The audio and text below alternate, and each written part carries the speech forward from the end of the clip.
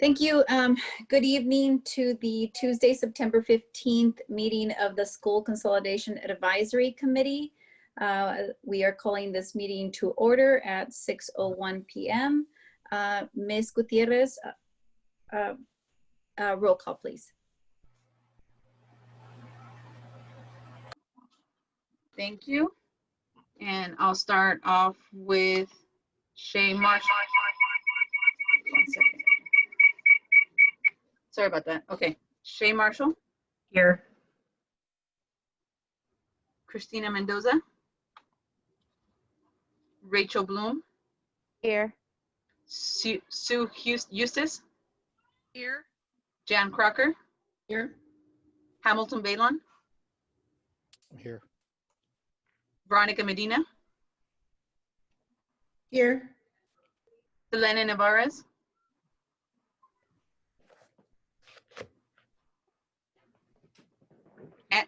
Angela Ringling.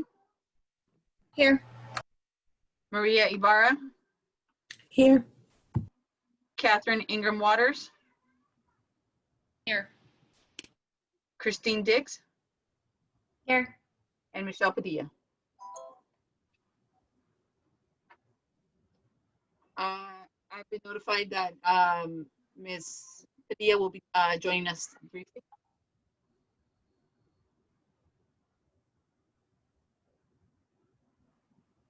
Okay, thank you. I don't think she received the link, but she can join once she receives it. Thank you, Ms. Gutierrez. With that, we move to item C, Superintendent welcome. Great, thank you, Chairperson Martinez. Good evening, everybody. Welcome back to our next session of the subcommittee. Again, I just want to appreciate everybody for the amount of time that you're putting into this and for your attention to this really serious matter. I just wanted to open up tonight really quickly with just a sort of an introduction to why we're looking at what we're looking at tonight. You recall at the end of last meeting, we were trying to be very aggressive in thinking that we could address a lot of the criteria this evening, but I think we really we reflected and heard sort of the anxiety in your voices at the end of the meeting around the amount of data that we were about to crash into you with, and so we made a decision to actually slow down a little bit. And just focus this evening on the remaining demographics and capacity criteria and the data that went along with that. And as I'm sure you saw when you reviewed it, and you'll see again in the presentation, there's a lot just in that data. So it felt like it really made more sense and was more purposeful to just focus on that this time. And then what we will do is we will address all of the facilities criteria at the upcoming meeting next Thursday. And so that's just a little rationale for why we did not end up trying to fit all 8 criteria of the demographics, capacity, and facilities all into this meeting, because we really wanted to honor your ability to really drill down and dig into this capacity data. So that's what we'll be looking at tonight. And I hope it really provides more time for the group to really dig in, ask questions, and then really weigh things as Ms. Garcia takes us through the criteria process. And with that, I will turn it back over to Chairperson Martinez. Thank you, Superintendent Triplett. As we move to item D, which is visitor public comments, again, in the agenda, in the body of the agenda, you see the instructions on how to submit a request to speak. There is an email that needs to be sent out before 1 p.m. the day of the meeting. And I know we've talked about it. So at this point, based on last meeting's discussion, each speaker will have up to 3 minutes to speak. I did want to make mention regarding the Zoom meetings and connecting to the Zoom meetings to a couple of things. what you may have noticed in this agenda is at the top there, there's a couple of different ways to watch the meeting. One is via YouTube, the live stream channel for Newark Unified. And then obviously you can join the Zoom, especially for those of you, you know, if there's just other information that, you know, that or chats or whatnot that you want to add. And so one of the comments that I received prior to the meeting was that the Zoom meeting was asking folks to register into the webinar, and that per Brown Act, it's illegal. First of all, I just want to clarify, it's not illegal. It's, you know, there's guidance in terms of what's requested and what's not, but just wanted to clarify that those are two different ways to watch the meeting. So if you didn't want to fill in any information into the webinar, you're welcome to join the YouTube meeting. We did connect with our internal IT team, and it has something to do with the template for the meeting. So we will look to correct prior to the next meeting. I think we believe it's something that can be corrected. So we would look to get that changed by the next meeting. So just wanted to kind of clear the air on that. Of course, our intent is always to make the opportunity for public comment available to anybody, and making sure that it's not, you know, harder than it needs to. So thank you for your patience with that announcement. And so with that, I believe Ms. Gutierrez or Ms. Croce, we do have comments submitted for tonight, correct? Yes, Okay, so we Ms. do. Croce, go ahead. Yes, thank you. So we have several. I'll be reading them. I think we can do them all in 20 minutes, but just in case, I'm going to set up my timer.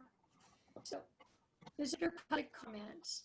Hello, I am part of the music elementary school family. All three of my children are currently enrolled in this school. Only one of my children is special needs, and change would not be a good fit.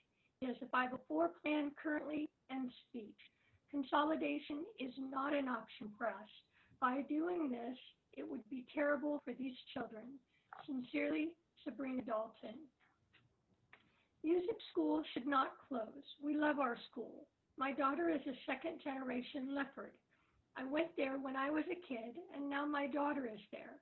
I have another child that will be starting school next school year, and I want her to attend music. It is a great school. The staff is fantastic, and we have such great school experience that I want to continue. Keep music school open. Sincerely, Claudia T. Ms. Croce. Ms. Croce, I see, oh, sorry. sorry. Go ahead. I see a few people trying to hear. So if you can either get closer to the microphone, please. Yeah, thank you. I'm sorry, I have one of those quiet voices. Is that better? Is that, give A me little thumbs up? Thank you. Little bit louder. All right, next public comment. Good afternoon. I'm writing in regards to music. We just heard sad news that one elementary school has to close in the district. I really hope that you guys consider keeping music elementary open. They do have smaller class sizes, but it's for what the children need.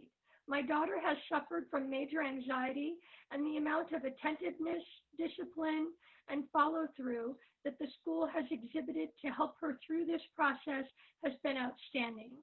Communication and overall professionalism of the staff there speaks volumes to what our children need. Music is a very special school with special children that need that type of love and attention that they give us.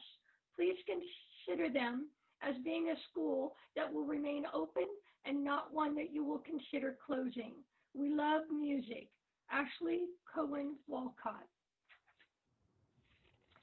Dear committee members, it is clear this committee is an instrument to rush the closure of Newark schools around election timeframe. By forcing the chair and co-chair positions, the board and administration has total control over the number of meetings, the agenda, what material is presented, what can and cannot be voted on. Last time this committee rightfully complained about not getting information with enough time to properly review. But again, the information for this meeting was provided less than 24 hours in advance. It demonstrates a lack of respect for your needs and validates the whole process as being rushed. The administration is not even capable of providing documents as they have requested. The bias is clear. Look at the observation page in the slide presentation. What does the writer mean 2 or 3 schools could be closed?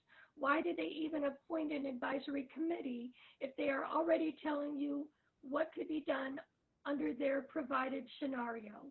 I would strongly suggest this committee put the brakes on the forward motion the district is pushing this committee towards. Restart and slow down the pace, allowing for a reasonable time frame.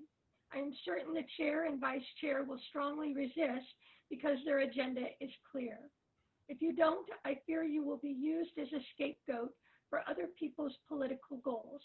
Signed, Kelly Hopkins. I am disappointed in the slide presentations in regards to the school closure study that it was distributed so late. It did not provide a reasonable amount of time for evaluation nor an appropriate response. Noel Dute. Good morning, Jody. I believe you are the contact for the public comment and or questions for the school consolidation committee. I am not sure if some of these questions has been asked or addressed, but here goes. 1, with closures, will the district be realigned? And if so, what are the guidelines for realignment? High density housing development versus single home areas? 2, when addressing student placement, what are the guidelines? Exactly how far are we asking will students travel to their new school? How many students currently walk to school with an older adult? 3, how will the district maintain class size when combining schools? Will trailers be brought in to handle the overflow? 4, will there be more combination classes? And if so, what are the guidelines for forming those classes? 5, will the district consider forming more BGI-BGP partnerships, primary and intermediate sites? Thank you. Romania Puil. Hello, committee members. I have seen during previous meetings and on the presentation for this week's meetings that the idea of 2 or 3 elementary schools might be closing. I understand the need to close school to save money. However, why can't you start with closing only 1 school with the agreement that the topic will be revisited in a few years to see how the community, students, parents, teachers, etc. are doing after 1 closure? The impact to students, families, and teachers of just 1 school closing is going to be large, and jumping to 2 schools will only double the impact. Impacts such as increased traffic at remaining school sites, resulting in less road safety, overcrowding of cafeterias and lunch services, gym capacity for events, children not being able to walk to school, just to name a few. Many families have purchased homes near a school that we wanted our children to attend, so the thought of any of them closing is distressing. But at the very least, shouldn't more of an effort be made to close only 1 to have the least impact on the community as possible while still obtaining the fiscal results desired? Thank you. Sarah Guerrera. The following comments came from Kennedy PTA's email address. Why is the focus on merging elementary schools when we have a large site, McGregor, with very little use? Has the idea of the school site visits been reviewed and corrected? If so, please share the updated data. Why is the district even considering closing elementary schools when we are trying to increase enrollment? Has a developer approached the district about purchasing any school sites? Do we have any data on how many new students Schilling has based on the sale of the new homes? Why is the district rushing this process? Was it not supposed to be a 9-month process, now rushed into 2? It seems heartless to even discuss moving the 6th graders to the junior high next year. Those children will have walked out of elementary school after 2 quarters in 4th grade and then walk into middle school. Kennedy community. And that is all the visitor public comments that were received. Chair Martinez. Thank you, Ms. Croce. And with that, we move to item E, which is the approval of the September 10th, 2020 minutes. If there, sorry. I'm sorry, I move approval. Okay, thank you. I was thinking, may I have a second? I second. Thank you. And Ms. Gutierrez, I will let you manage the vote, please.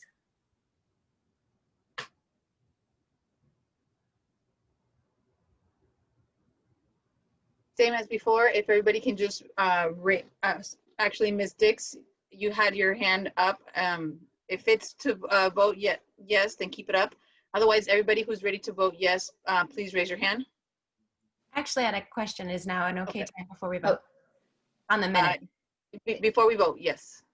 I didn't notice any spot in the minutes where it noted that we had asked for more information about the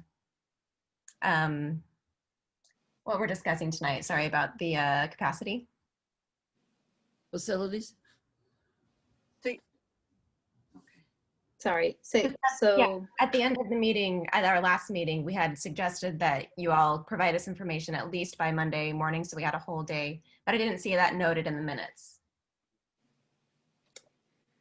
I don't know if that was official motions. I don't know if that's why it's not. You're right. I think that, so a couple of things, right? In terms of minutes, they're not meant to be exhaustive, so not all information will be there. It really is more on the motions and the votes and things like that.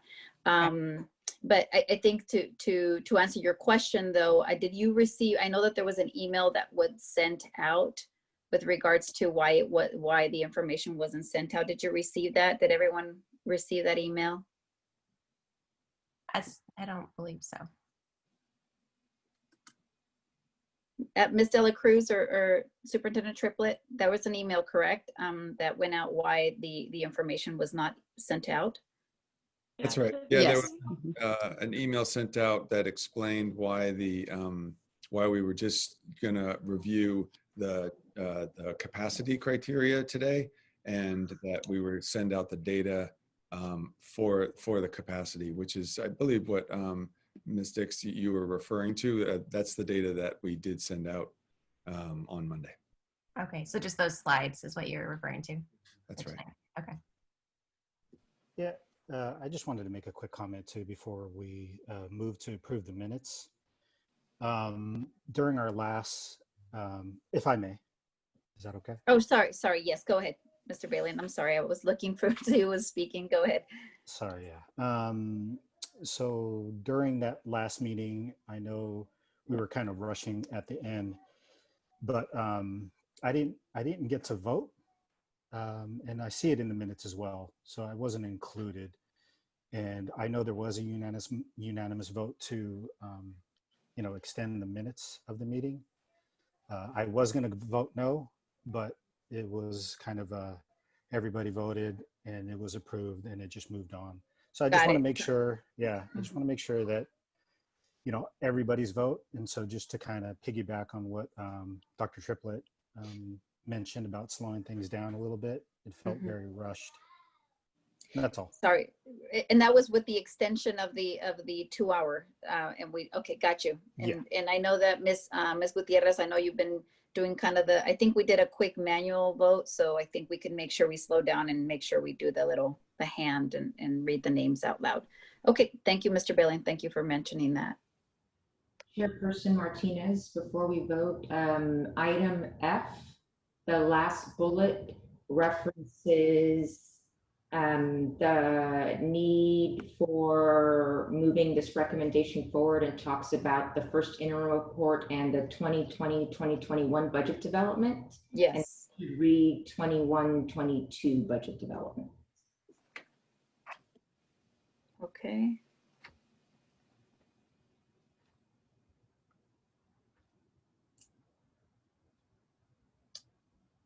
Okay, so that references the initial report. Okay. Ms. Dix, do you have another question?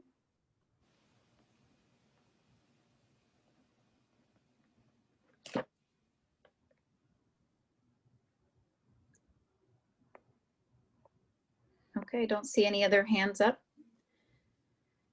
Okay, so thank you, Ms. Garcia, for bringing up that correction. So the motion would be to approve. Is that anybody else has any modifications or anything that we missed out on the minutes? If not, the motion would be to approve the minutes with the correction, item F. It should read interim report for the 21-22 budget development process. So can we go ahead and the initial motion, if you can correct that? Yes, I will accept the correction. Thank you. So I'm sorry, just because I keep track of the minutes, are we also adding that Mr. Baylone's vote was no for the extension? Sure, we could do that. I mean, that was we want to make sure we capture his intent. Thank you.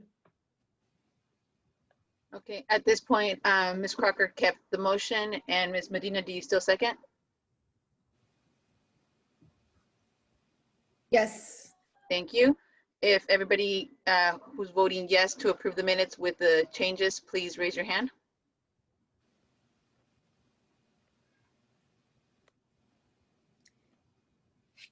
Raise your Okay, hand on the participant screen. Is that what you meant? Do not have it here. no worries. Oh, that's right. Ms. Crocker, I'll take your vote as a yes, and if Okay. everybody else can still vote on raising your hand, I will, if everybody's voted, I will go down the call list. I have a yes for Maria Ibarra,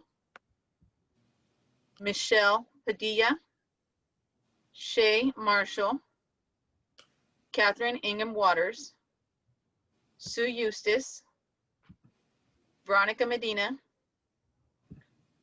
Christine Dix, and Angela Ringling. And if you can all put your hands down.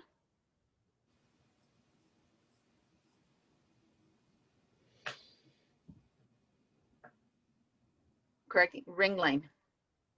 Sorry about that. Okay, Ms. Padilla and Ms. Ringling, if you could please take down your hands. Thank you. Anybody who votes no on the minutes?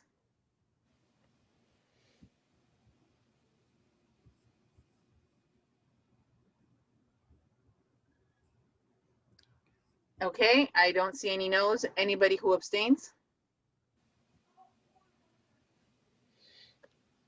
I have an abstention from Rachel Bloom, Hamilton Balon.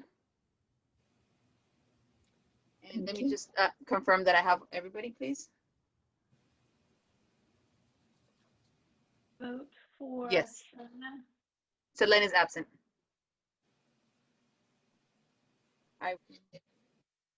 And I'd also at this time like to note for the record that Ms. Padilla was able to join us. Thank you. Okay, thank you. Chairmember Martinez. Okay, thank you. Thanks very much. And with that, we move to item F, which is the presentation of the capacity information. Will that be to you, Superintendent Triplett, or to Ms. Dela Cruz? I'll have Ms. Dela Cruz can start the presentation. Thank you, Ms. Dela Cruz. Thank you, Dr. Triplett and Chairperson Martinez and members of the committee.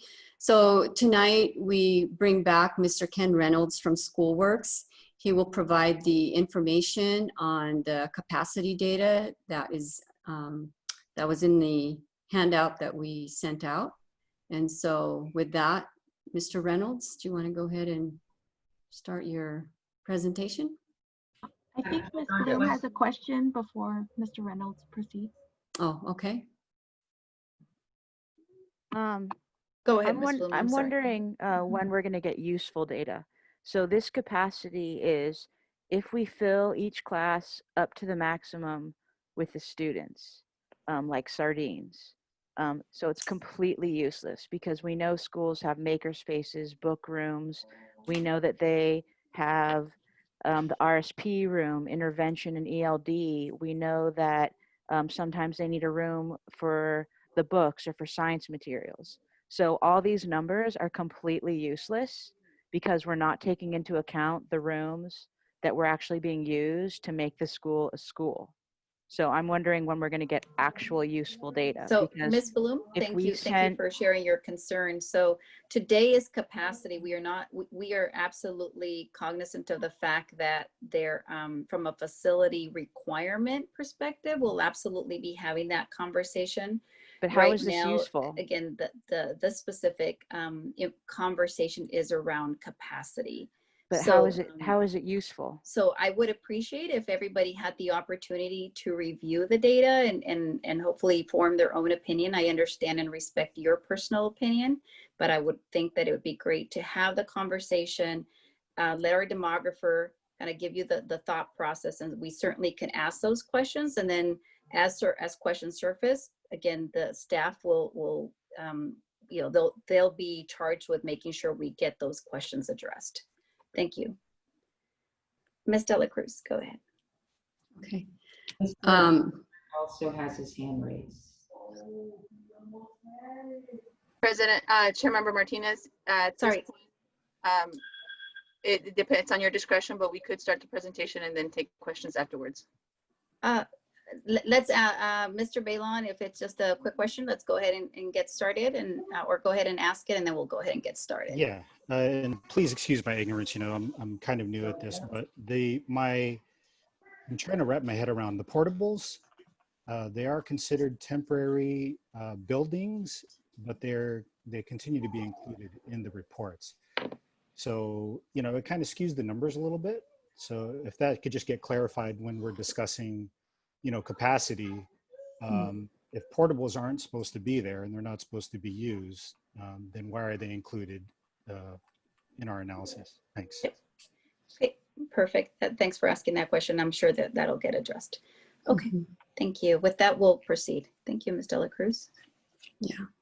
Yes, so as Mr. Reynolds goes through his presentation, he will address a lot of the questions that have been raised and some of the comments that have been made. So, Mr. Reynolds, do you want to go ahead and start your presentation?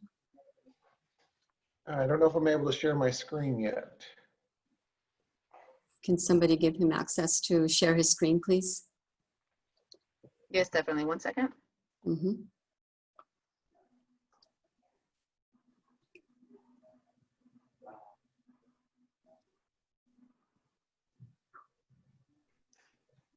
All right, everyone can see that okay? Yep. So tonight hopefully you've had a chance to take a quick look at this. I'm going to go through and explain all the calculations and information we're providing this evening. And we will start off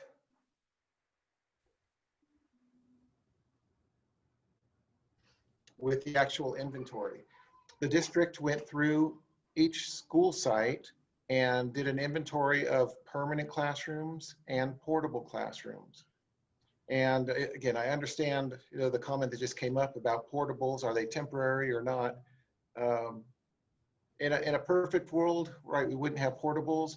As part of the actual state building program, portables were required to be actually 1/3 of the component of a school design, simply for flexibility purposes. So again, portables, once they're on a school site for 20 years, actually become eligible for modernization. So it would be an ongoing debate whether or not a portable is truly a temporary item or not. In my experience, if your portables are leased, then they typically are temporary. Whereas if the district owns them, then right, there's not an incentive to remove it, as there's no savings to the general fund. But anyway, so this inventory is a recent snapshot. My note at the bottom shows that there's 4 classrooms at music that are used for the preschool. And so we want to make sure and account for those. And then also our portable counts do not include those that are in poor condition or those used for childcare. So again, some items have already been discounted in this inventory. Now, the next step after we look at the inventory is to to determine the capacity, we have to know how many students to load in each classroom. And for the purposes here, I've used the same factors that we used in the demographic study that we did for the district this past year, which we loaded at 24 for grades TK through 3, and then 28 for grades 4 through 6, 27 for the junior high, grades 7 and 8, and 12 for special day classes for the special ed programs. Those numbers are actually, I think, a few students less per classroom than the actual, district contracts for maximum classroom loading. So we are not assuming maximum loading for these purposes. Next, I show how we do the calculations. There was some questions that had come up about, how do we take those two previous sheets of information and reach a capacity? The way we built into our software is we look at the projected enrollment, so we know where the bubbles are, right? Are they in the lower grades or the upper grades? How many students do we house in our special ed population? So we go through and assign the appropriate number of classrooms, and I've grouped them here just for simplicity by the different loading standards so that you can see how we calculated it. I calculate capacities based on our permanent classroom counts. And then using the average loading factor for each individual school site, I add in the portables based on that school's average. And so again, it's a bit of a unique way of looking at it, but just in case the portables are not factored in our final decision making, I can separate between what our permanent capacity is and what our portable capacity is easily. So this first page shows our calculations for our first 4 elementary schools. Of course, we have a unique situation here in which the primary school only goes up to grade 2, and so we don't see that 4-6 category. And then the intermediate school is grades 3 through 6, and so we still see the K3 category there, but it's just because of the 3rd graders on that campus, whereas the majority of the classrooms will be housing the grades 4 through 6. And then all the other sites will represent all of the grade levels. The second page here again shows our 4 elementary schools, again, broken down by the permanent capacity and then the overall total capacity, including the portables.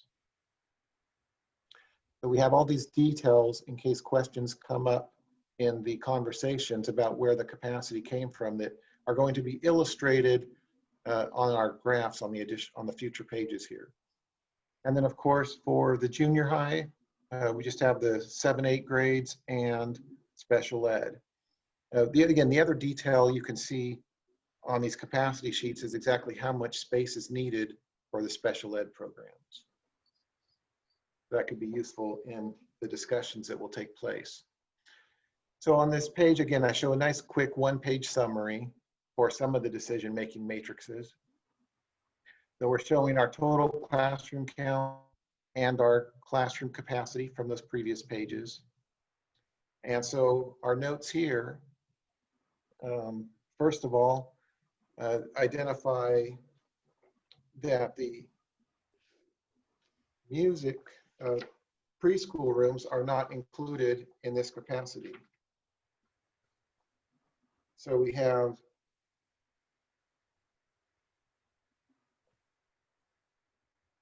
the schools with the fewest number of classrooms, right? There's 2 ways of looking at the numbers, by the classroom counts and the capacity numbers. If we look at the classroom counts, the schools with the fewest number of classrooms were Kennedy, Lincoln, and Snow. And so each of those schools had 21 classrooms. But when you look at the capacity, they're different. So even though they have the same number of classrooms, the capacity is different simply because, right, how many students are in special ed, and are there more younger students attending that school versus the kids in the grades 4 through 6. So there are variations. So it's important to notice that just because we have a certain number of classrooms doesn't mean that every school would have the same capacity. And of course, the other important thing to point out is the schools with the most classrooms. And so here we have Schilling and Graham. And that, again, that becomes a factor if we want to be able to increase the number of students on a campus. It's nice to consider that at a campus that has the classroom space available. Well, not just classroom space available, we'll talk about that in a moment, but a larger number of classrooms so we can achieve a higher capacity. And a lot of details in the numbers that we'll be talking about this evening. So next, again, this is just a reminder and some additional information. We saw these charts that show the enrollment over the last 4 years and our enrollment projections for the next 6 years. So that information is the same. What's been added to these graphs is the black line that shows our permanent classroom capacity, and then a green line above that which shows the capacity including portables. So again, we're not making decisions for you on should we load portables or not. We want to provide all of the information for your discussion. So we have these numbers showing for each school. And so obviously the more portables a school has, the more distance there is between the total capacity and the permanent capacity. Next school is Graham. Again, very small number of portables here, but again, a lot more capacity than their current enrollment. At Kennedy, again, if the portables weren't there, that site would be very impacted. As you can see, the enrollment is nearly equivalent to what their permanent capacity is. Lincoln, again, if there was no portables there, they would have enough space, but just barely. At Music, again, showing more capacity than enrollment. The 4 classrooms used for preschool were not shown on this graph, but also I believe it was 26 students currently enrolled in the preschool program are also not shown here. And again, that's just simply due to the fact that our software program is not yet designed to handle the preschool factors. Next is Schilling. Again, a lot of extra space currently, but that space starts filling up over time as development impacts in that area. And then Snow, again, quite a bit of extra space available at that site. And then the junior high. Again, we're projecting a decline there for the next 2 years, and then it sort of stabilizes, sees a little bit of growth.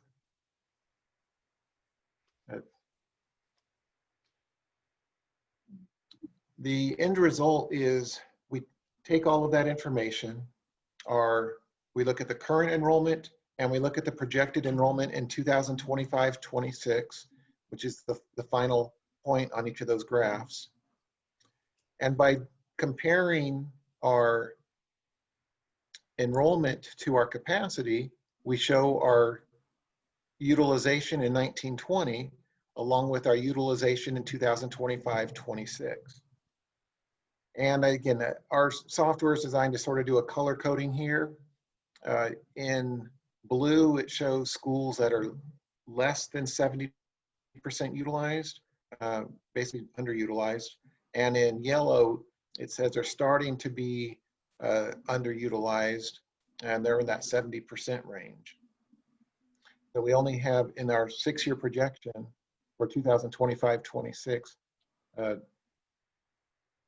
Birch Grove Intermediate was in the 80% range. And so there was no color code for that school in the projection.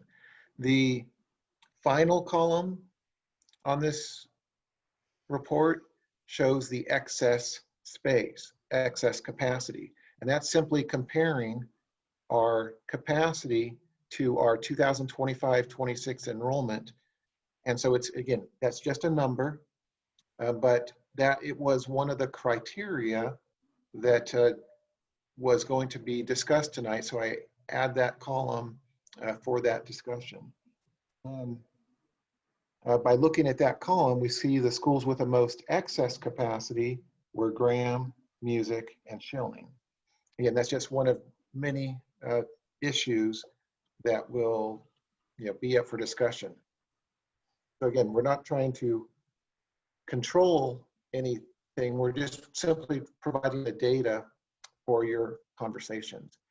Now, the other item on the matrix was talking about, where could students be housed in neighboring schools should a school be closed. And so, again, that's not an easy question to answer, and that's a whole new debate when it comes to what are going to be the best boundary options.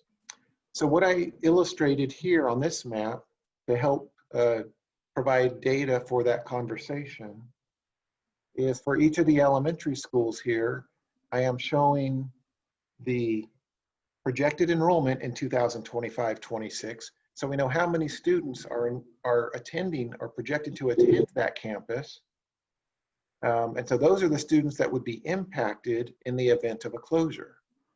And then the second number shows how much excess capacity there is in that projection for 2025-26.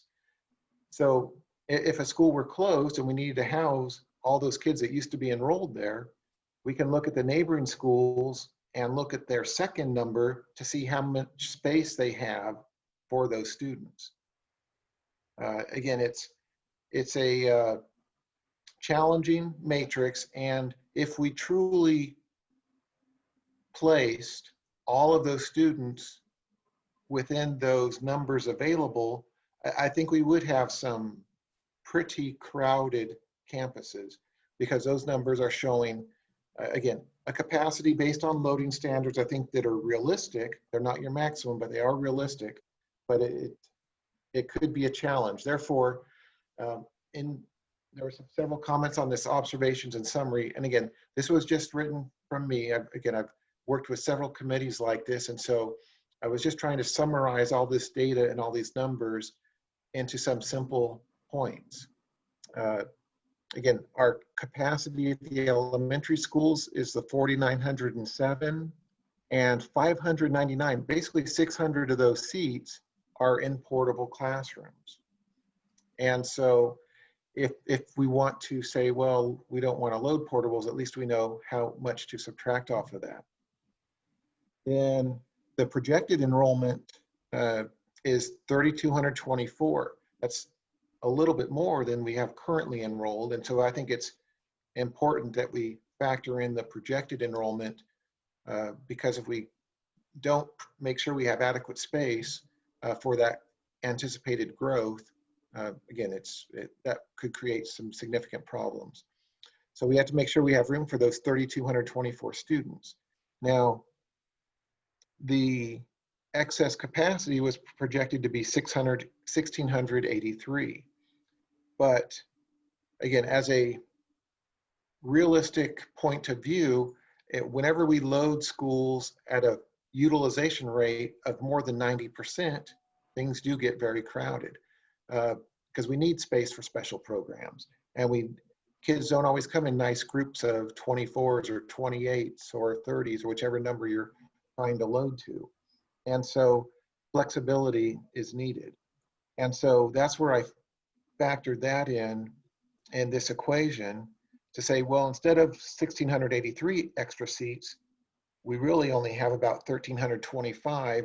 So that, again, we have that space for flexibility in programs. So at 1,325, when we look at our school capacities, I came to the conclusion that, in a best case scenario, well, in simple math terms, we could close 2 schools. If however, we don't want to consider portables, then I think it would be only realistic to try to close one school. But the other topic, in terms of the elementary schools, right, that's independent of the conversation about McGregor. And now the bottom part of the slide talks about the issues with the sixth grade. I know that's another topic for debate. We have 428 sixth grade students in our projections. And so if we add those to the junior high and make it into a middle school, it would actually be at a 93.5 utilization rate. And so that would be a pretty impacted campus. It's probably doable, but there would be some challenges. And so in that case, though, we have fewer students at the elementary schools. And so those 428 seats are now available. And so I think that in that case, we have a total of 1,800 seats. And I think it's possible, depending on the combinations, again, using the simple math, of closing a maximum of 3 schools. So again, that's just my observations, doing a lot of the basic math. Again, not trying to drive the conversation, but there was one other observation in my work during the past recession, back in 2008 and 2009, when I helped several districts with school closure issues. Again, there were lots of committees like this, and one of the general consensuses was that the average savings projected by closing an elementary school was in the neighborhood of $500,000 a year in terms of your overall general fund budgeting. And so I know there were some comments about how much is planned to be or needed to be reduced in the budget to make the district whole. And so I don't think it's necessary to try to find a scenario in which we do close 3 schools. But again, those are just my comments as a consultant and as an expert in these types of numbers. I think the rest is going to be up to your discussions, and I'm here to answer any questions that come up.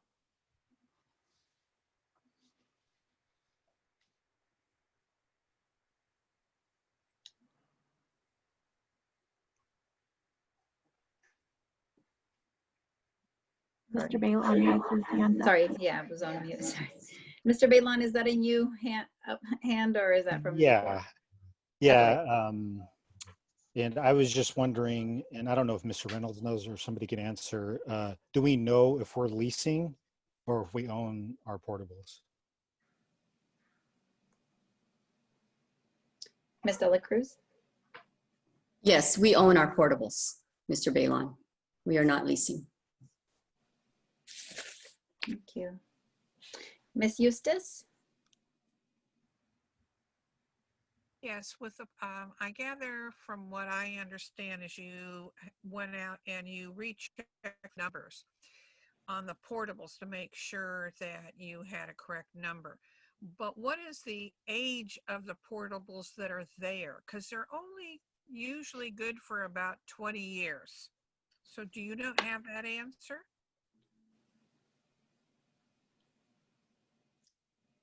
Ms. Eustace, that was some of the information that we would be going through in the facilities conversation. So I don't have all that detail at this meeting, no, but we will have that available at the next meeting. And how in the hell can you figure the capacity? I have a hand from Miss Ibarra. So a couple of things. As you will probably learn, I am someone who does say what's on her mind. I've looked at a couple of studies where it says that it's not necessarily the best idea to keep kids in portables for a really long time. And looking at the numbers and knowing that our community is very stressed out because they don't want one school to be closed, much less more than one to even be considered to be closed, I would like to see if you guys would consider not even thinking about the portables, unless it's, for example, like a makerspace where kids aren't necessarily, not the same group of kids is going to be in there the entire day. It's something that could be utilized for programs, things like that. Because other than that, I'd rather, just even looking at the numbers, if we don't consider the portables, then from the report, we might only need to consider closing down one. Now, obviously, that's not taking into consideration the deficit that we have, for example, in the district, and how much money how many schools we need to close down based on what we basically owe. I don't know if that made sense, hopefully. Yes, thank you. A hand from Miss. Sorry. Oh, sorry. I see Ms. Dix. I'm going kind of in the order that I see the participants. Miss Christine Dix. Yeah, my general concern is just, I understand in a typical year, this might be a way to measure this, but since we're coming out of a pandemic, going back into schools is going to look very different. And so I think a normal capacity of 24 students in a classroom is going to be more like 12 if we're going to keep our kids safe. So are we considering those numbers? It just seems like we're going to need all the space we can get if we're going to keep the kids safe and not have to come back home again. Thank you. Miss Shea Marshall? I had a question about, because we talk about like overloading the classrooms, and Mr. Reynolds had commented about how if we move the 6th graders to the junior high, we would be at a 93% impact, which is not ideal. So what is like the aimed impact percentage that we want to have on a school that's going to make it successful? Does that make sense? Is that for Mr. Reynolds in terms of a target? Yes.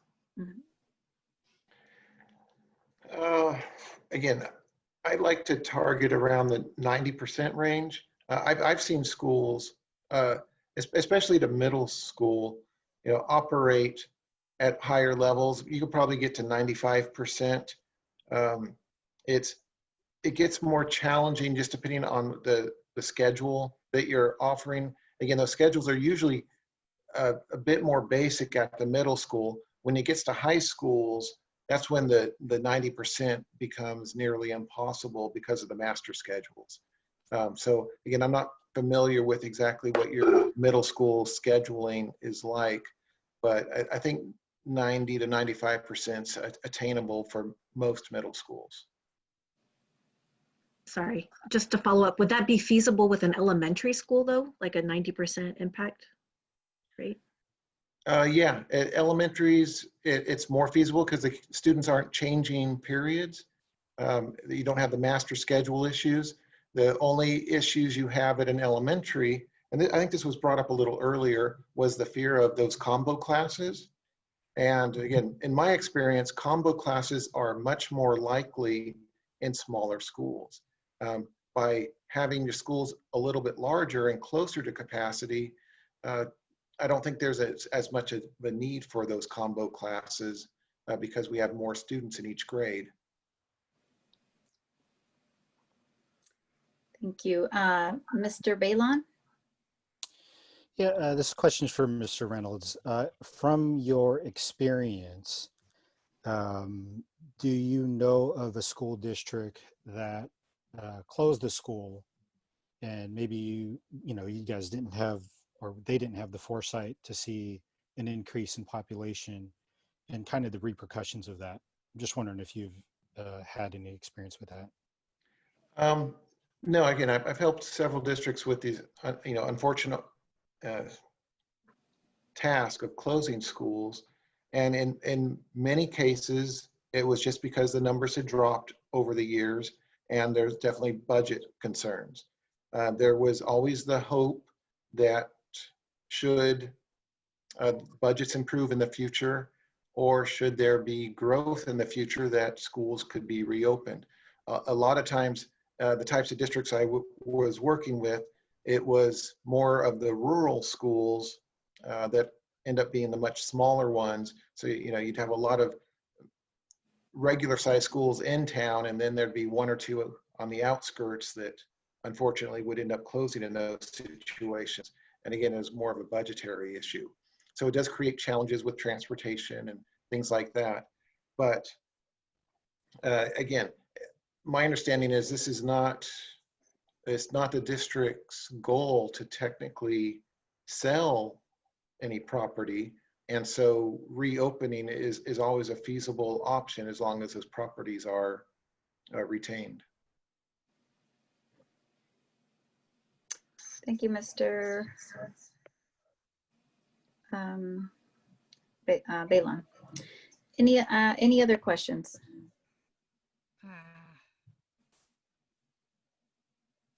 Ms. Eustace? I'm curious as to, with what he just said, if we're just going to close them temporarily, does that mean that you leave them sit and you don't repair them, or you repair them? Because I have a question about that. And then with the kids that will be coming in at the houses that are being built off of Stevenson, where are they going to go? And are those already kind of included into the mix? I'm just curious. And maybe Mr. Triplett, this might be more appropriate, but I'm trying not to overstep my role here, but I will state that I think the statement that our demographer made is we all haven't talked about that, right? So I don't think there's any real resolution on what's happening with those properties. We all would have to have that discussion. Yeah, that's correct. Yeah, I appreciate Mr. Reynolds, your analysis, and you wouldn't have been involved in any conversations or even like discussion of different scenarios that could happen with the properties. I think that there has been no committee that's discussed those different options yet, but that is definitely something that we would want to be considering after making the decision around the consolidations.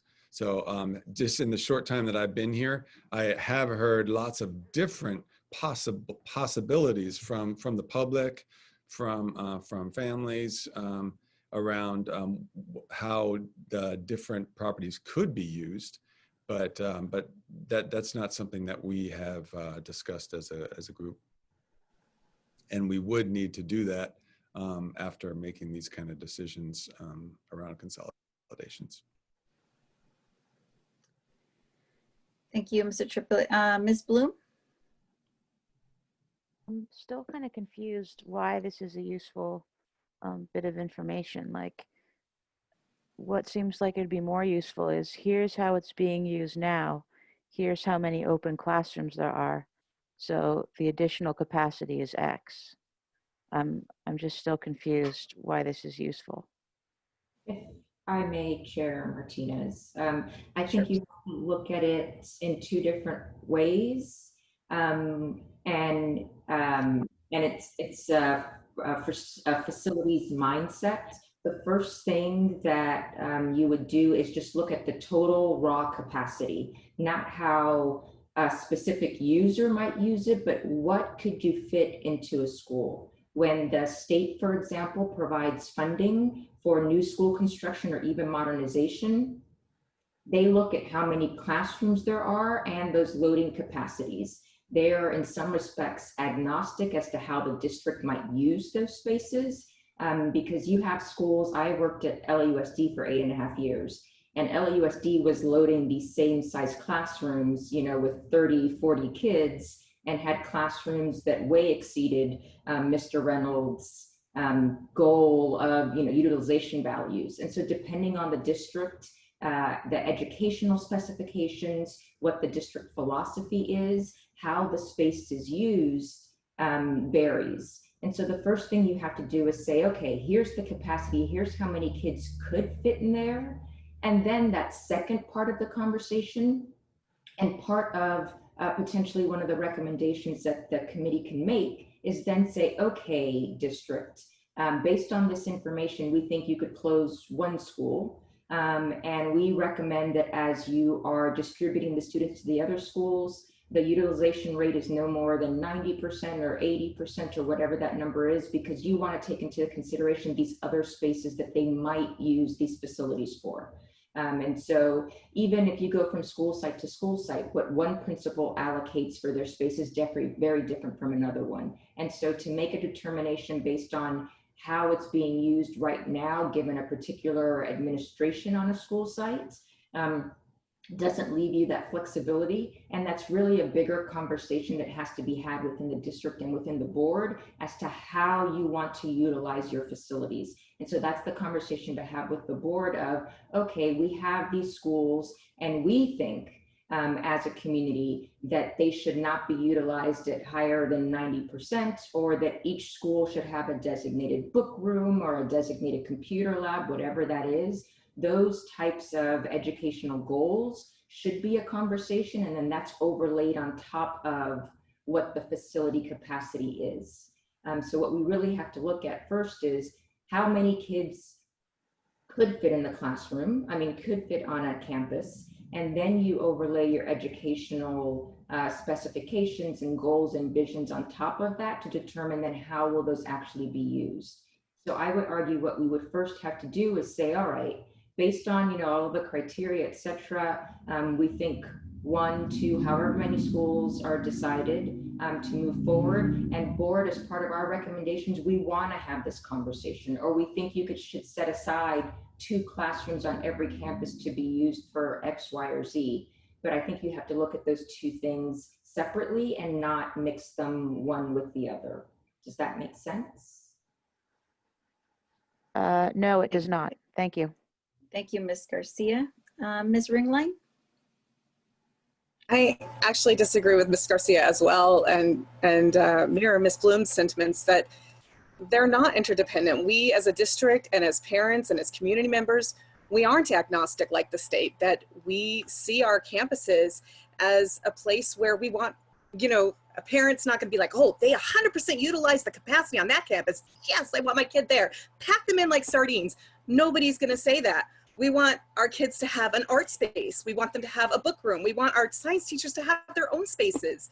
And we need to know these figures before we can make any decision on these capacities and what we need to vote on tonight. I don't think we can make any motion tonight. Thank you, Ms. Ringline. Ms. Eustace? I just would like to reflect that if we have vacant schools, what is the likelihood of charter schools trying to come in and use those facilities? That is a great concern to me, because we have one already that is getting a lot of our kids, which is hurting us. So I'm concerned. I think there's a lot of conversations that have to take place that have to be considered as when we close these schools, besides just knowing how many each school could house.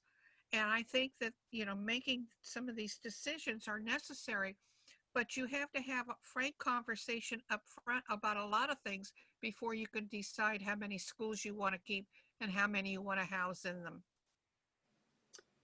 Thank you, Ms. Eustace. Ms. Padilla? I just wanted to chime in.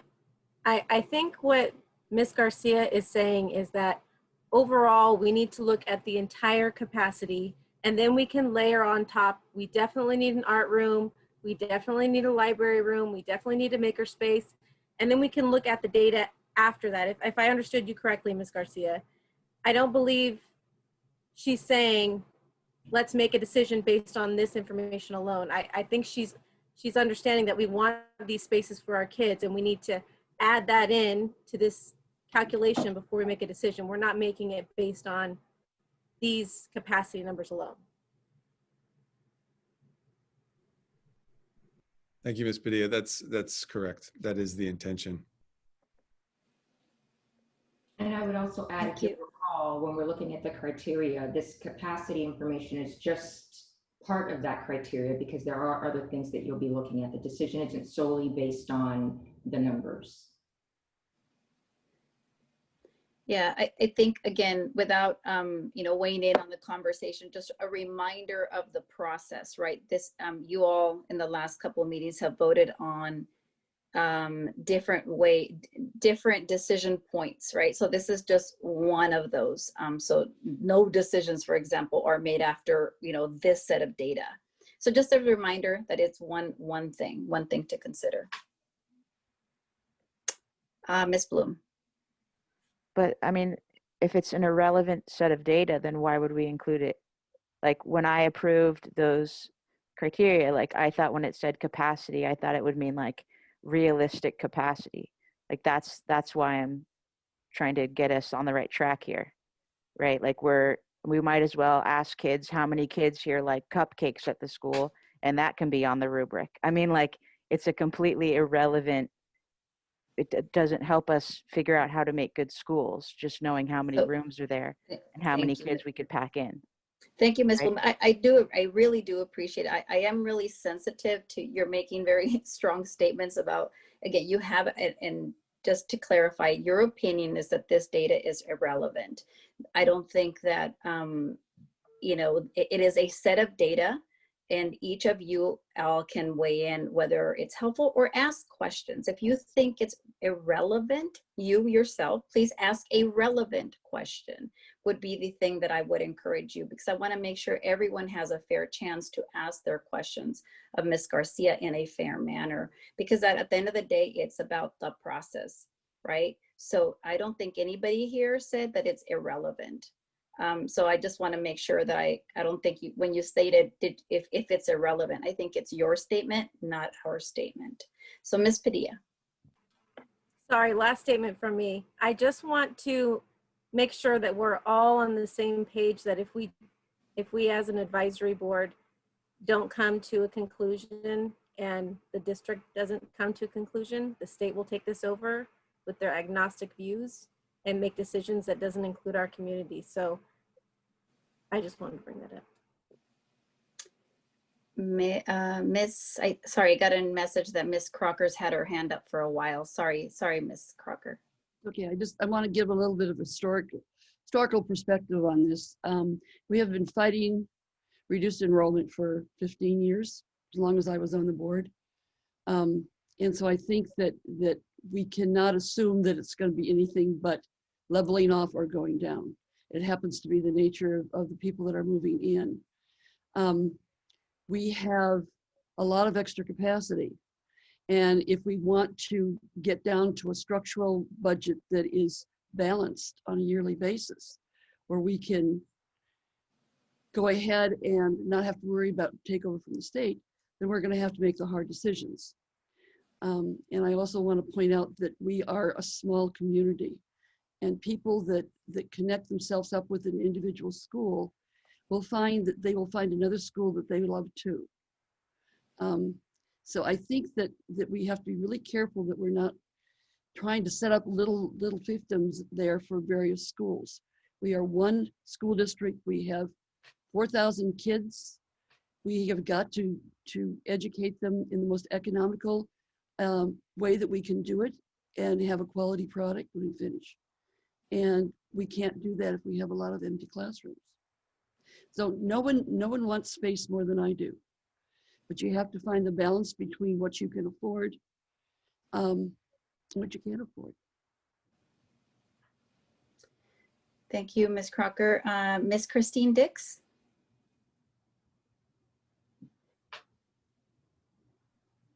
Sorry, I couldn't unmute for a second. I just wanted to redirect back to the pandemic scenario. I guess I feel like the capacity really needs to take into consideration that we're going to have, that's just our reality right now. We can't pack them in like we would like to, even if we're aiming for 24, which is a reasonable number. We just aren't going to be able to do that. And I definitely see, I am not one that likes to spend more than I have. So I agree with Ms. Crocker there that we're going to have to figure out a way to figure out this budget. I just don't know that this year it's feasible to close a school. I mean, is there any other way that we could look into saving money for this year and then reconsider this next year after we've worked out these kinks? Because hopefully our kids can get back in later this year, maybe not, but once they do go back in, it's still going to be a very slow transition, getting back into that full capacity. That's just my concern. Chairperson Martinez, could I respond to that? Sure.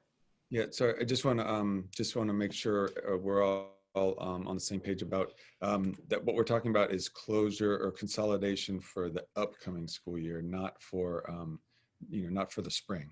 So this would be occurring for the upcoming school year. And I appreciate, Ms. Dix, what you're saying about the safety and space in the short term, which is absolutely important. But this would not go into effect until this next school year, not this school year. Okay, thank you. I appreciate that. I think realistically things are still going to be bad next fall. It just seems like the schools that have opened in the Midwest are having a horrible time. I hate to be a pessimist, but I think it's going to be really slow next fall too. Yeah, no, I appreciate I hope it's not, but. Yeah, me too. Me too. I will say that when it comes to being able to have enough space to have students at a ratio for lack of a better word, a COVID ratio, it's actually not a space issue. It's a adult issue, because we don't have enough. We can't afford enough teachers or enough staff to bring everybody back at a 12 or 16 per class ratio. Even if we did have space to have classes of 12 to 16, we wouldn't have enough people to do that. And that's why when we eventually do go back in person, we'll have to start off in an alternating schedule, like an A-B schedule, because we don't have enough staff to have everyone come back and be in space all at one time. Thank you. Let's see, let's take a couple more questions, and then I wanted to hand it back to Ms. Garcia in terms of just next steps. Ms. Ringline? We've had some concern about what, we talked about that we could adjust our criteria. So if we're saying we're just voting on straight capacity tonight, because you're going to move forward with that, I can see, do we need to add a criteria about what programs are at school sites or how other ways they're being used? Not just facilities of like deterioration of facilities, but like what facilities are being used in which ways, and programs that are at school sites. I feel like that perhaps should, if we're trying to find a way to, analyze it separately, we still need to add it in to analyze it. I feel like that's one of my points. Secondly, last week we reviewed again the statement that had been put forth to the board about what the purpose of this committee was. And in that it said taking 6 to 12 months. I feel like we're rushing through this and we're scrambling, and right now we don't have all the information that we need. And I feel like we should move to draw this committee out longer to make a decision. Yeah. Okay. Thank you, Ms. Ringline. And I would assume that I think that Ms. Garcia, you can certainly weigh in on her initial process question. I think the second question is a board question for the board regarding timing. Ms. Medina? Hi, this question is his name Ken? I'm sorry, I'm so bad with names. The demographer. I was just trying to figure out, so the four classrooms that are for preschool at music were included, or were they taken out? I'm reading this and it's a little bit confusing for me. So they're accounted for separately is what I'm seeing on slide 13, but then on slide 2, they were included. Am I correct in assuming that? Yes, on the first page where we had the inventory, those classrooms were included, so you can understand how many classrooms there are. But when on the second page where I showed the classrooms and the capacity, it was not included, so that I just felt it would be unfair if we counted those classrooms, those 4 classrooms with only 26 students. That would be a very low utilization rate, and it would make the numbers not be comparable with the other schools. And so for equity and comparison, I took them out of the equation. Thank you. Just a note, like the 26 students rolls into more, and it usually is in the 30s or 40s by the end of the year as kids turn 3 in preschool. But thank you for clarifying that for me. And just one more quick comment. I feel a little bit, I'm feeling the sentiment of being rushed because it's a lot of numbers to wrap my head around. And I just, I want to be really careful with how I interpret data, because it's not, I don't know, I just feel kind of rushed. I just wanted to echo those sentiments. Thank you. Thank you, Ms. Medina. And last question from Ms. Ibarra. I'm sure it may have been answered, but are we looking, right now it feels like we're looking to close one school. Could that possibly change?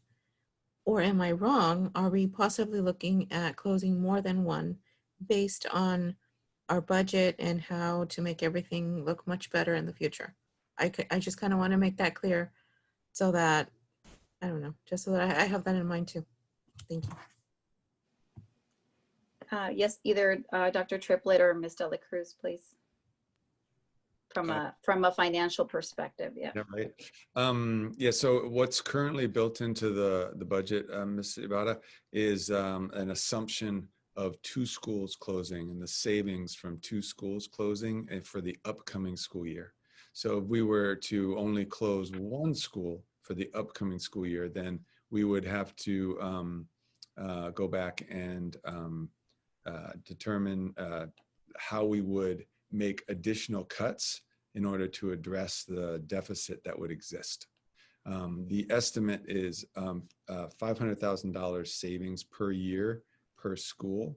So if we were to, and we've again built in an assumption that we will close 2 schools. So if we close 2 schools for this upcoming school year, we will still have a $200,000 structural deficit. That's the prediction. But if we don't close any schools for the upcoming school year, we would have the $200,000 structural deficit plus $1 million of additional deficit based on the fact that we hadn't saved funds from the 2 schools. So lastly, I will say if we then close just 1 school, that would mean that we would still have we would have to refactor in the deficit of $500,000 in addition to the 200 that we know we're already going to have. And so we would ostensibly have to make $700,000 of additional cuts to our budget for the upcoming school year. It's a very challenging budgetary situation that we face, which is, you know, we don't enter into these kind of decisions lightly. It's because of the gravity of the financial situation. Ms. Dela Cruz, did you want to add anything?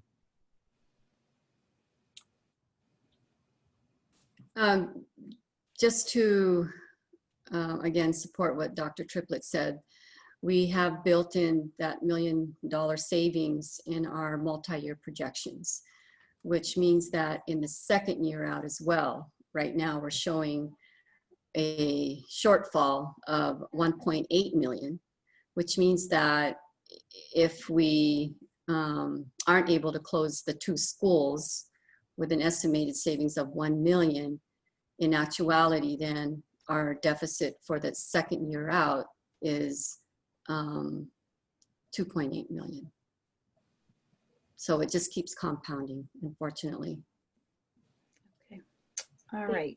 It's understandable. Sorry, I just interrupted. One more. No, that's fine. Really quick. Does this include, and please don't anybody get mad at my comment, does this include McGregor?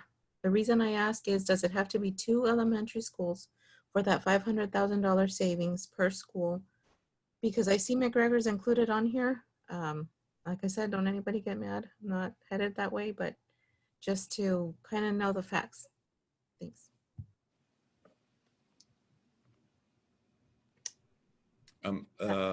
Yes, so all the schools that are on the list that you have seen are the schools that are being considered by this committee. Yeah. Thank you for asking that clarifying question. It's an important one. And Ms. Crocker, I see your hand, so very quickly, because we do need to move it back to Ms. Garcia. So go ahead. Just a clarification. Are you talking about elimination of the portables as being able to generate 500,000 saving? I'll let Ms. De La Cruz chime in, and I want to make sure I understand the question, but. Well, it was stated when we were talking about it that we could close the school or get rid of all the portables. And that was one of the options that was listed. Mr. Reynolds. Yeah, so go ahead, Ms. Crocker. So I just was curious as to whether that in truth would generate the same savings. Yeah, eliminating portables would not generate any savings. Yeah. There's no savings to eliminating portables. Thank you. Mm-hmm. Okay, thank you. Thank you so much. Again, this is, just a difficult conversation. So thank you so much for sharing your concerns. And with that, we move to item G, which is the site analysis. And Ms. Garcia, I'll hand this to you. Still hands up. I'm sorry, we need to keep moving. I had already stated we were going to limit it to 2 or 3 more questions. Are we We've following extended it. Robert's Rules of Order? If so, point of order. Yes, you can make the point of order. Sorry, good. So yeah, we have hands up. I move to reconsider the vote on the criteria. Okay, so the a point of order is to address a clarification. There is no motion currently being requested by the chair. In regards to the hands being A point raised. of order is not for that. It's also to protest when rules haven't been followed. Right, so point of order. So again, if we look to bylaws and we look to our governance, and there's not a board meeting, so we're trying to follow those as much as possible. In our governance handbook, we typically have a 30-minute limit per agenda item. So that is kind of what we are trying to follow in terms of guiding and making sure that the meeting is moving along. From that perspective, I think we're still in we're moving right along. Ms. Bloom and Ms. Ringline, I will take 2 more questions, but these are the last ones. We must move on just from a okay, so just confirming that my motion is being ignored. Thank you. It's not agendized. We can't take a motion. We can't accept a motion. Absolutely not true, but thank you. Thank you, Ms. Bloom. Ms. Ringline. Since Superintendent Triplett was commenting on budget things and trying to save this $500,000 per school, we're bringing the budget in, although we haven't really been given information on what we're being taxed with other than just that minimal information. I just wanted to know, are you including in your budgetary plan Proposition 15 that if it passes in the fall, Newark will receive $11 million per year and the district will receive $7 million of that? And it's likely to pass?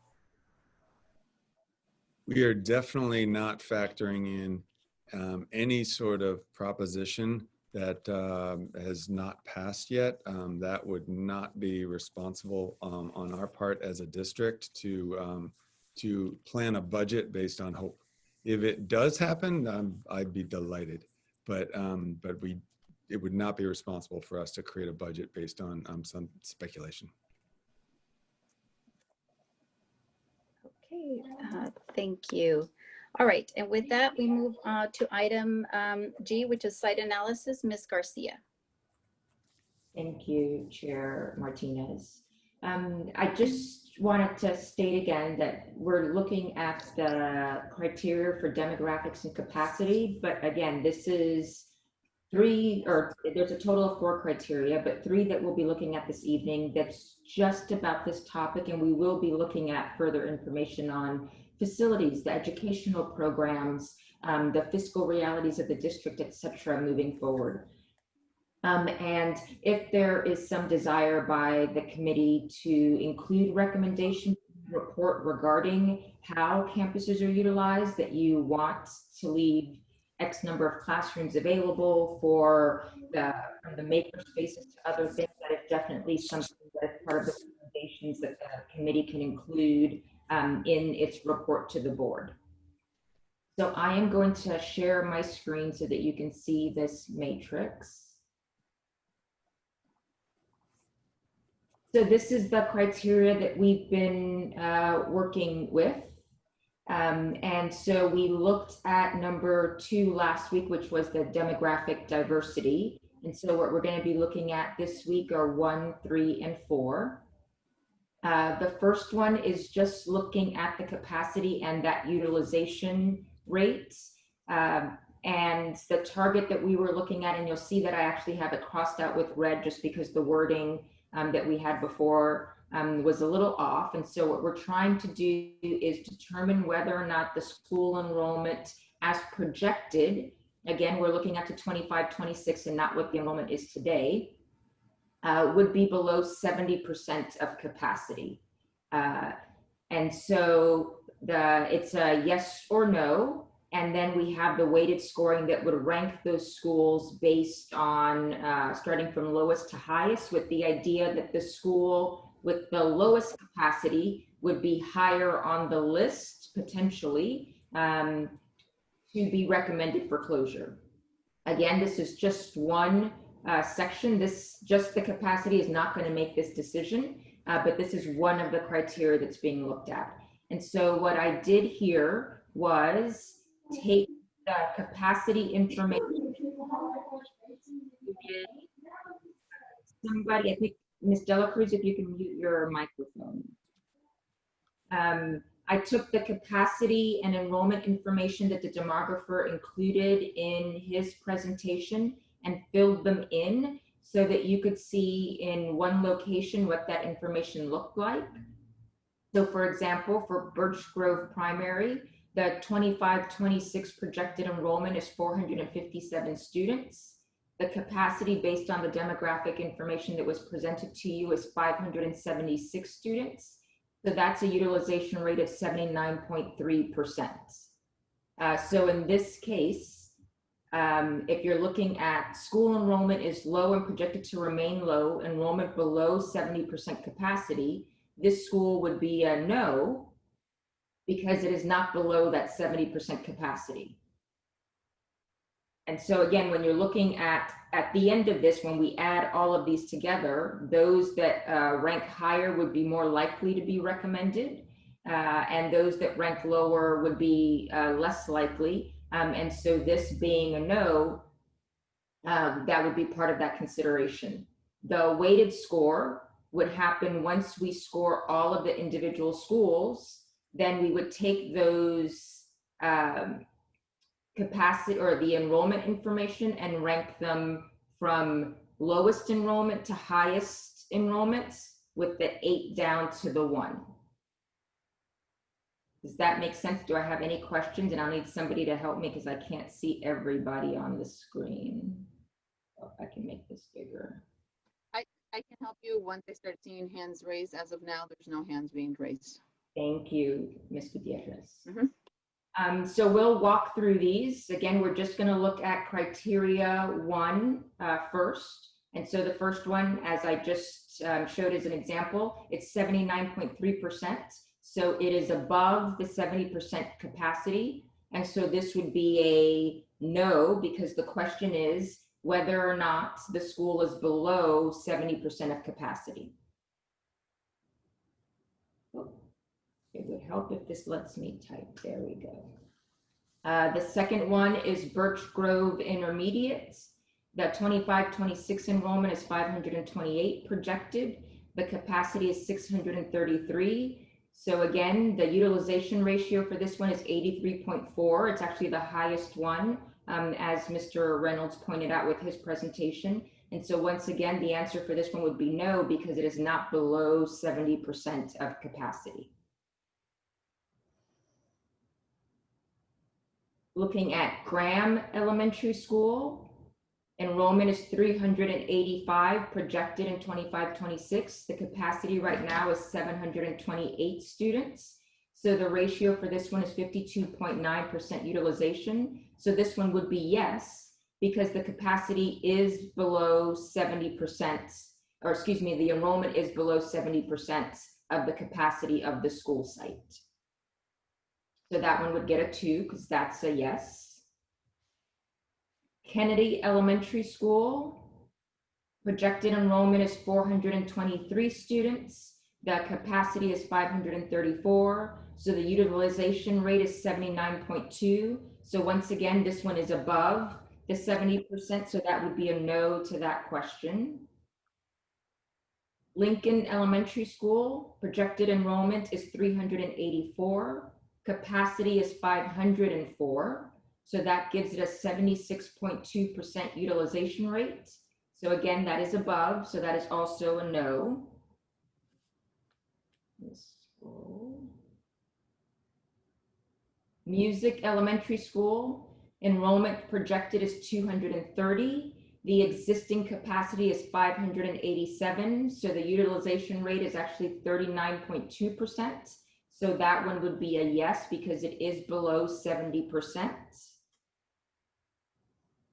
Schilling Elementary School, projected enrollment is 514, capacity is 849, so that results in a 60.5% utilization rate. And again, that would be a yes because it is below the 70%, so that would get a 2.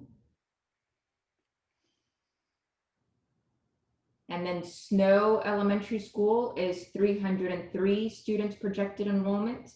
Capacity is 849. So that gives us a utilization rate of 61.1. So once again, that would get a yes because it is below the 70%.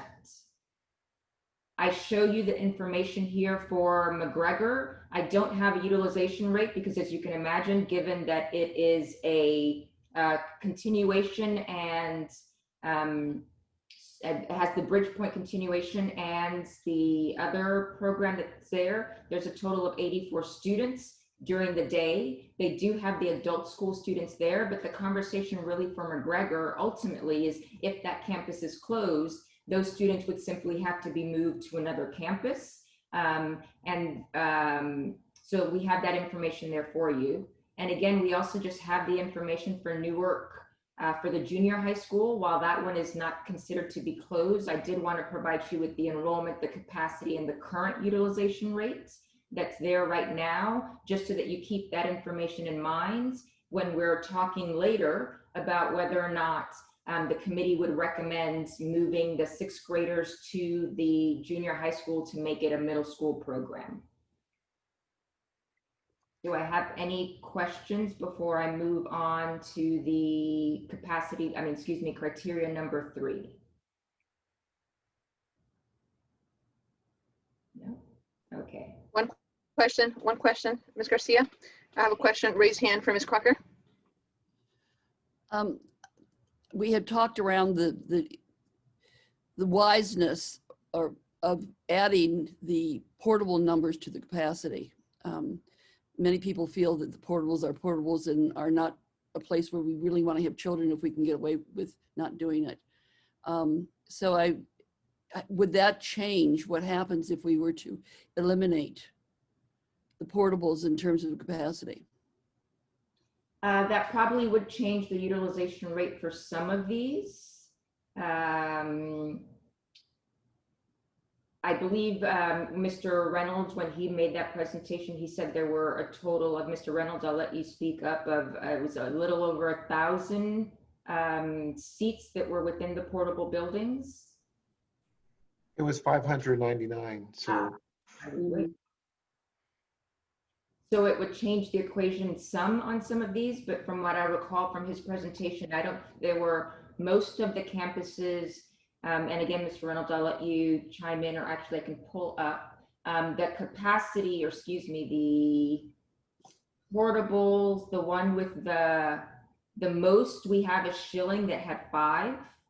And so I'm just going to round up to 30 because it makes life easier. So that you lose 150 students at Schilling. So that's the most that any one campus would be reduced. In terms of the capacity. So it would make, I would imagine, a slight difference in those numbers if we were to determine that we don't want to look at portables at all. And I would argue that if that's some place or something that the committee wants to consider, again, that is a recommendation that I think could be made to the board of, hey board, we should not look at the portable capacity, look at and not, if we're moving students, not move them into portable buildings, but move them into permanent buildings only. And that would be part of the consideration that the board would need to make. The second question has to do with the weighted aspect of the score. How is that going to be used? Is a score of 1 for Birch Grove Primary, but it has weighted score of 4. How is that number going to be involved in the decision-making process? So the idea is that you'll, at the end of this, you'll have both of those scores. So especially if we come to a point, because as you can see, a lot of these with the 1 and the 2 are very similar. I haven't added it all up, but if you come to 3 schools that all come out under the regular score at 15, we need a little more nuanced information in order to make that determination of, okay, if we're looking at 3 that are exactly the same, what can we look at to give a little more nuance? And that weighted score would be able to do that because it would provide a greater variation between the scoring between the schools. So the tiebreaker. Yeah, thank you. And there's one more question from Ms. Dix. Thanks. Yeah, I guess I was just going to speak to the public comment that was about music. I don't have any children at music, but my understanding is that they're an inclusive school. And so their capacity looks small, but they have special ed kids that are in regular gen ed classes. So it seems like that's kind of messing with this kind of system because it looks like their capacity is very small, but they have to have less kids to accommodate the needs that they have. And those kids are going to need a place to go if we do close that school. So that's just my concern that it's not going to measure out equally. And I think that's part of the discussion that we can have when we get down to the meeting about the educational programs and the student support services, where they're going to be talking about the types of programs that are at the individual school sites. And one of those factors and one of the criteria is there a program at the school that's unique or that's serving the district? And would closing that school affect that program? Could it be replicated elsewhere? And so that'll be part of that conversation. Any other questions, Ms. Gutierrez? No further questions. Thanks. Okay. So for number 3, excess classroom capacity, again, we were just trying to determine whether or not if we had schools that had excess capacity. And this is one that obviously the answer is yes, you get a 2, no, you get a 1. As we saw from Mr. Reynolds' presentation, and as you see as we scroll through here, all of the districts, or excuse me, all of the school sites have excess capacity, some to a greater degree than others. And so in this case, all of the school sites would get a 2 for a yes. And this is where, Ms. Crocker, ultimately that weighted scoring would come into effect, because what I'll be doing is putting in the weighted score, starting with the school with the most capacity will get an 8. And then it goes down to the school with the less capacity. And so it'll be 8 through 1. And so ultimately we'll be able to provide that variation of that more nuanced look when it comes down to a potential tie break, or just as you're considering making recommendations at the end, you can take that piece into consideration as well. You will not go into the scoring, however, the initial scoring. No, so right now, all of these are going to get a 2 because they're all yes. And I wouldn't call it an initial score so much, because that'll be part of the conversation and part of what you'll be looking at when you make your recommendations decision, is looking at both of those scores so that you have that information. Thank you.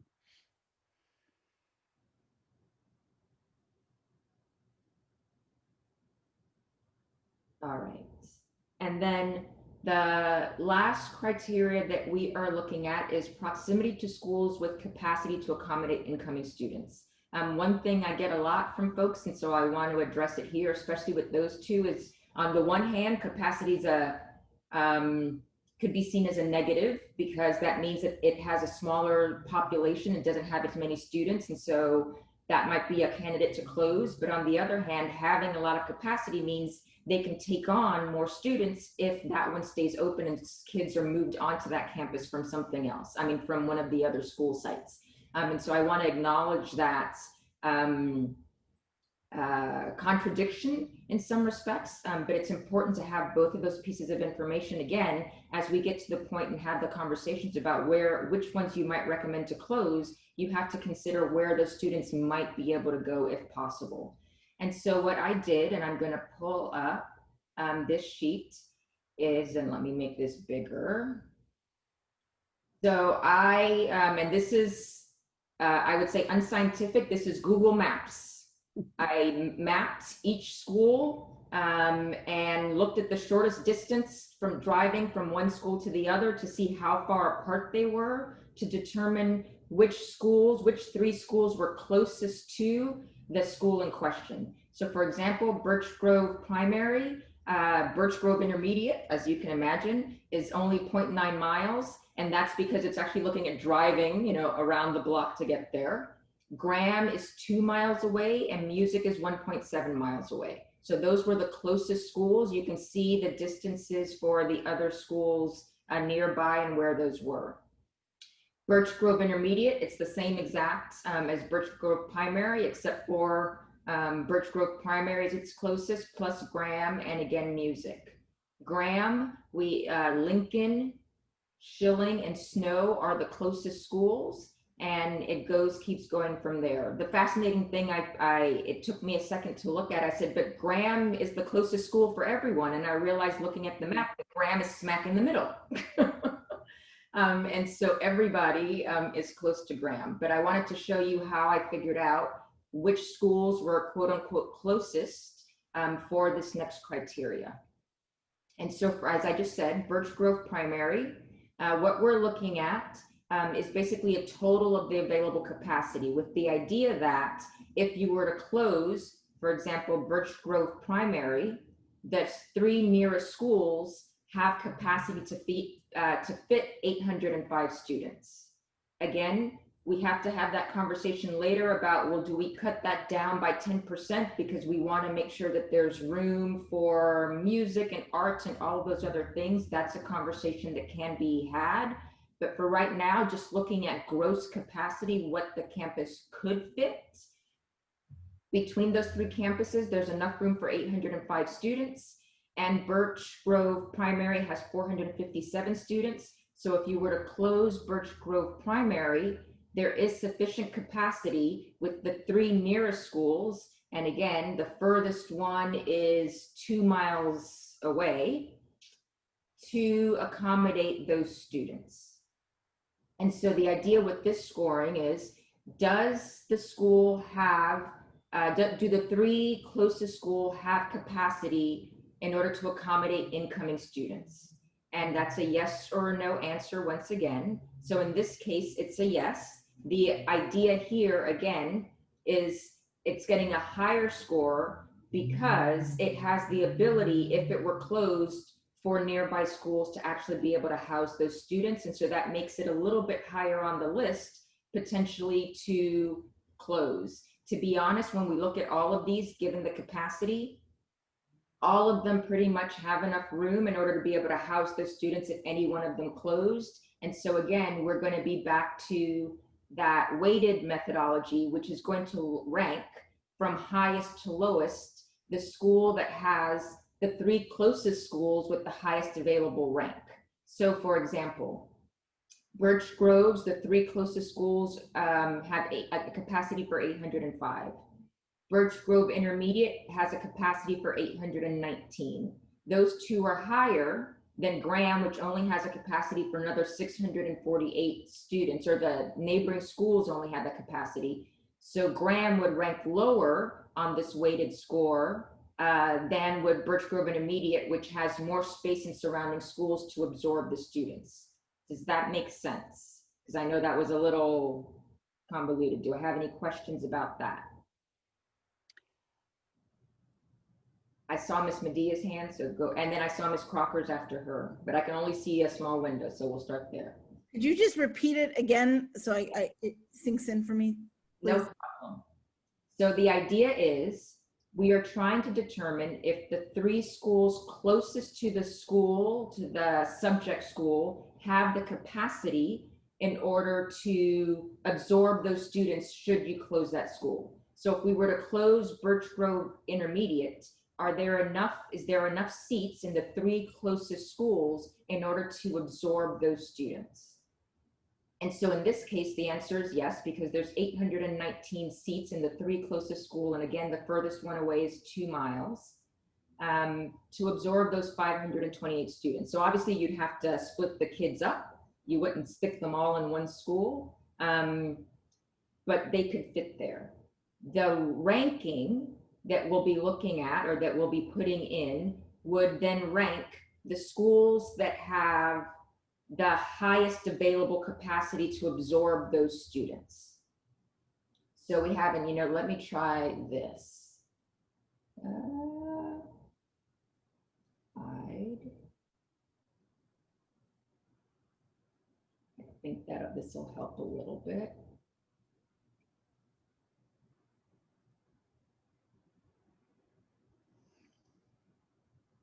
And I'm going to hide this as well, just so we can see it all on one page. Yeah, so I didn't have to hide all of them. So we have available capacity in the 3 neighboring schools: 819, 648, 893, 871, 559, 656, and 711.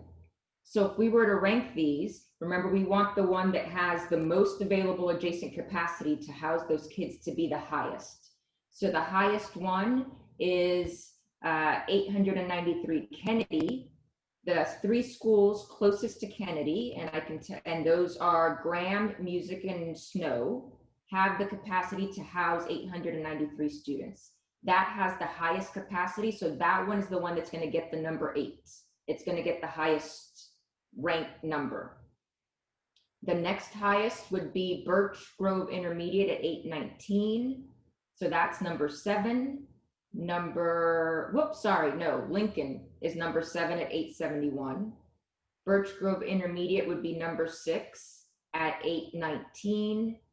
Snow is number 7 at, I'm losing my numbers, is number 5. It would help if I could just write these in. It's number 5 at 711. The next one is Schilling, would get the 4. Graham would get 3. And I missed a number. And then 559 is the smallest one, Music.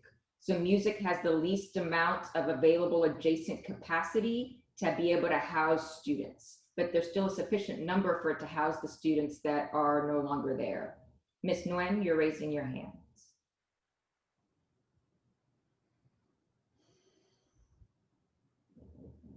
Hi, Ms. Garcia. Just a comment. Under Snow, in the Kennedy column, you only have 11, and it should be. Oh, thank you. It should be 111. Yes. Nice catch. So that one's actually goes up much higher on the list. It's 811. So that actually is now 4th. If I may, at this point, Chairmember Martinez, it is just watching the clock, 7:48, and we have 4 hand raises raised. Yes, thank you for that. I just popped open the participants. Ms. Garcia, just kind of where we are in the process here, I'm thinking we only have 10 minutes more, so we would probably be looking to extend. About how much time do you think we would need?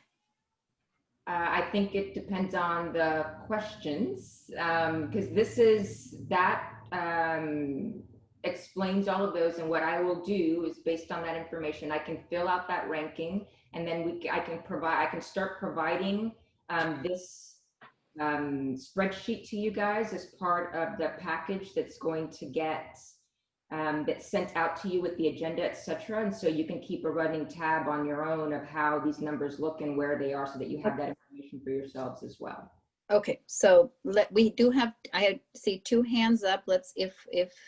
So I think what I'm hearing is, if these are the last 2 questions, we may not need to extend. So we'll, I see Mr. Balon and Ms. Dix. Chairmember Martinez, Ms. Crocker was called before, and then it is Mr. Balon and then Ms. Dix, correct? Got it. Sorry, apologize for that. Okay, and then so as we get closer to in the next 5 minutes, if we still need to extend, then I'll go ahead and call for an extension.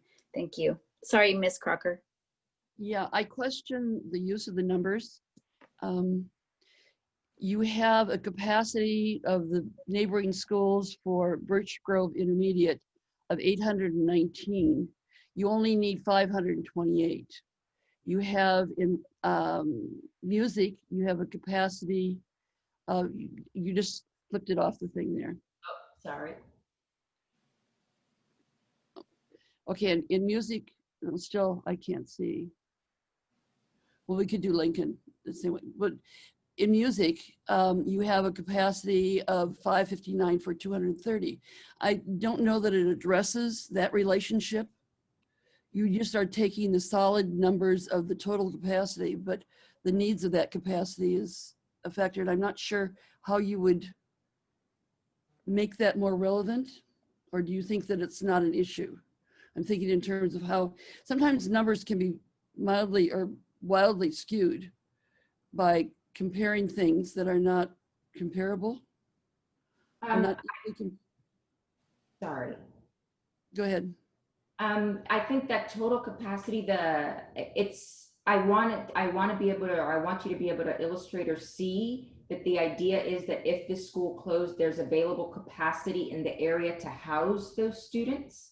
And that's the extent of the relationship, how they're used, whether you're going to put, for example, for Lincoln, 343 students in Graham and only, 31 more students in Schilling, how that gets divided is a decision in where the boundaries are done and how they're drawn. This is just looking at the idea that there is capacity at nearby schools so that if you were to close the school, the kids aren't having to go all the way across town or to the furthest school in order to be educated. They can continue to go in a reasonably close to their existing school.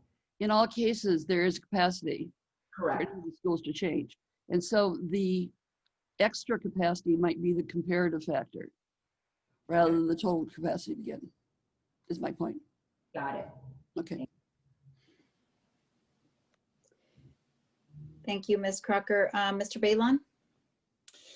Yeah, I'm not sure how significant or if it's that significant, but if we're considering 2 closures, that's a whole different data set to look at, right? So I see that we're comparing, one closure to the neighboring schools, but if we're considering 2 closures, then these numbers would change significantly. So I just think that's important to understand.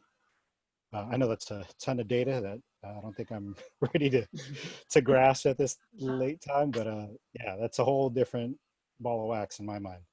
And I think what you have to keep in mind is we did this because we wanted to get an idea of which schools might rise to the top for closure, but you have to keep in mind the big picture that Mr. Reynolds showed you or illustrated before. There is sufficient capacity district-wide to accommodate the closure of 2 schools. How they get parceled out is a decision that has to be made. Boundary maps have to be drawn and that looked at. This was really just so when you're looking at school by school, you could see which one had the closest capacity for that part of the conversation. But yes, you're right. If we were to close 2 schools next to each other, then that's going to impact a little bit further out, and that'll be part of the consideration when you're looking at actual boundaries.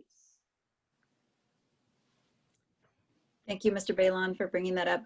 And Ms. Dix.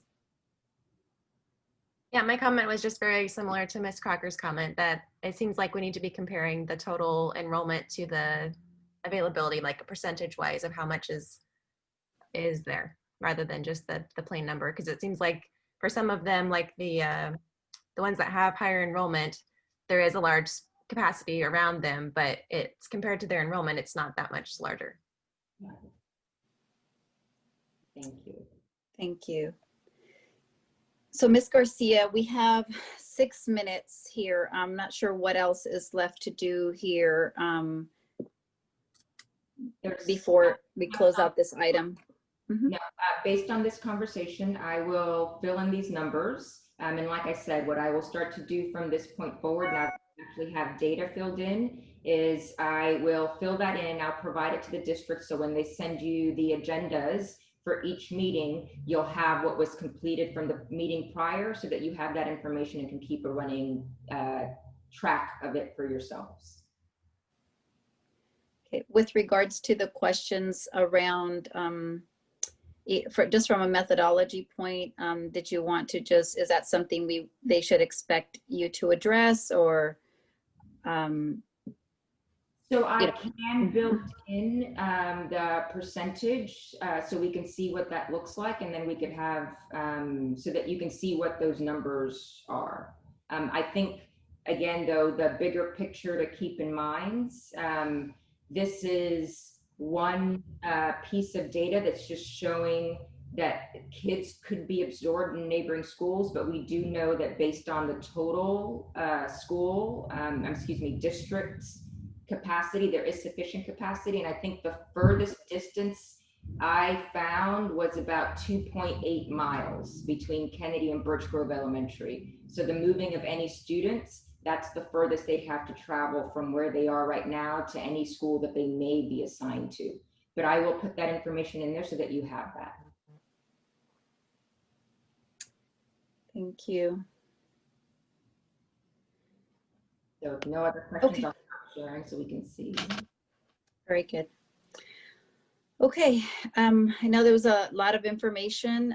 So again, we'll make sure we try to get the next set of information for the meeting out as soon as possible. And of course, with regards to some of these questions, I'm sure Ms. Garcia will wrap back up to everyone. The next meeting is scheduled for September the 24th, and Ms. Dela Cruz and Superintendent Triplett, that right now the topic will be what we've kind of, I guess, delayed given this new capacity data. So we'll be talking about facility structure, right? That set of criteria. That's correct. Yeah. And very glad we didn't try to do it tonight. That would have been crazy. We have 3 minutes. Okay. So yeah, we'll be discussing, I think the goal is to cover all of the facilities criteria in the next meeting, and we will be sending out the facilities data in advance. Our goal is to get it out by Friday, even though the meeting is not until next Thursday. Okay, that was going to be a question. Okay, with that and with about 2 minutes to spare, I would move for a motion to adjourn. So move. Thank you, Ms. Crocker. May I have a second? Even with hands up?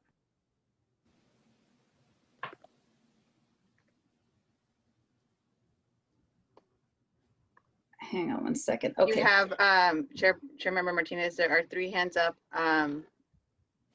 Okay. Because of the time, if we still have time right now, you could address it, or they could send an email.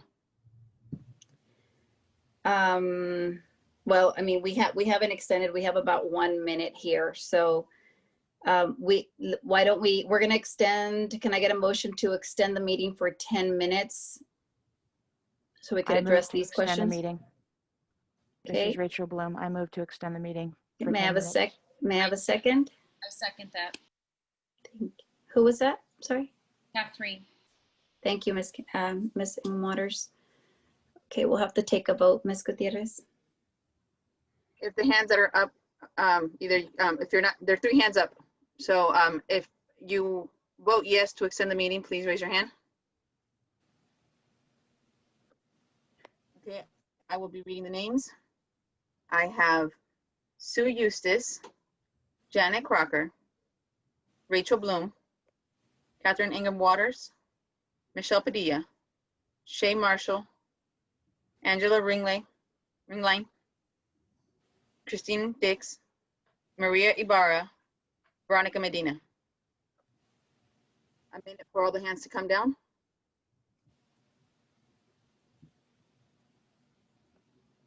Okay, and anybody who votes no, please raise your hand. Okay, I have a no from Hamilton Balin.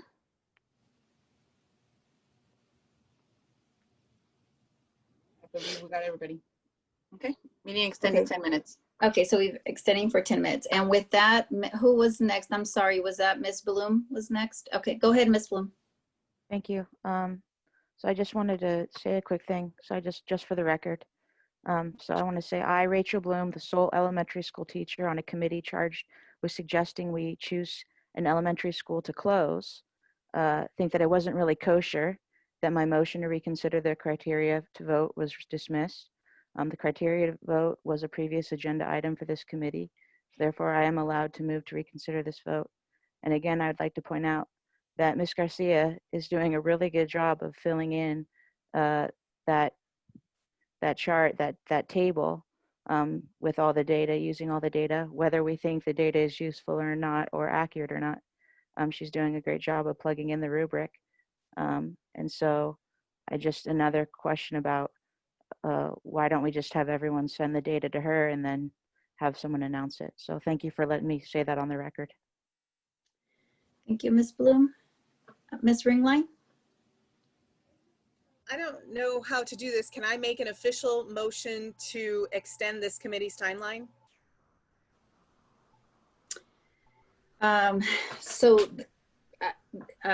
Dr. Triplett, I'll let you weigh in, but again, this is, the direction is board, has been given by the board to staff, but so it would have to be addressed to the board would be my my recommendation. The But Dr. initial Triplett? direction from the board was 6 to 12 months. That's on the criteria that you gave us. So it's from the board already that it's a 6-month timeline. Sorry. Go ahead. Yeah, the direction from the board is to follow these dates and deadlines, and I did articulate that early in an earlier meeting, but I'm happy to go back over it next time.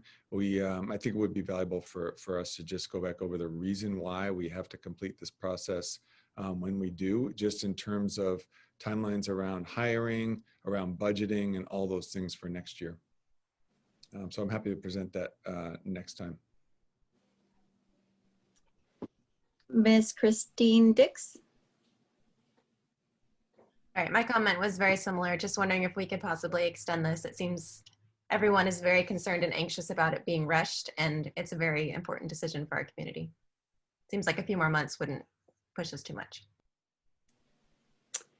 Thank you. Mr. Balon? Yeah, I would just like to make a recommendation of keeping the meetings within the time frame to kind of help, in my opinion, to help that cause. Because if we can't get this job done within the time frame that we are granted, then it does need to be extended. So I suggest to the panel, that we keep it within the time frame that we are expected to decide. That's all.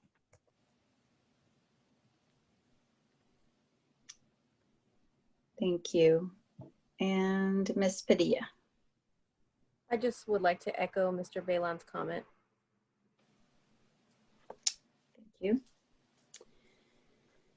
Okay, and with that, I believe I don't see any more questions or comments. And with that, I will entertain a motion to adjourn. Chairmember Martinez, before we adjourn, if I may please get clarification from Ms. Shay Marshall regarding the motion to extend the 10 minutes. I had voted yes. Thank you. Oh, sorry about that. Okay. Okay, President. Chairmember Martinez. Okay, sorry. May I have a motion to adjourn, please? I motion to adjourn. Thank you. May I have a second? I'll second it. Is that Ms. Padilla? Yes. Okay, thank you. And I will let you take the vote. Ms. Gutierrez? Yes to adjourn. Everybody please raise your hands. And I do apologize for the time, but I will be calling everybody's name. So I have yes for Veronica Medina, Michelle Padilla, Maria Ibarra, Hamilton Balon, Shay Marshall, Catherine Ingham Waters, Christine Dix, Angela Ringline, Sue Eustace, Janet Crocker. Any no votes? I'll take a minute for 30 seconds for the hands to come down.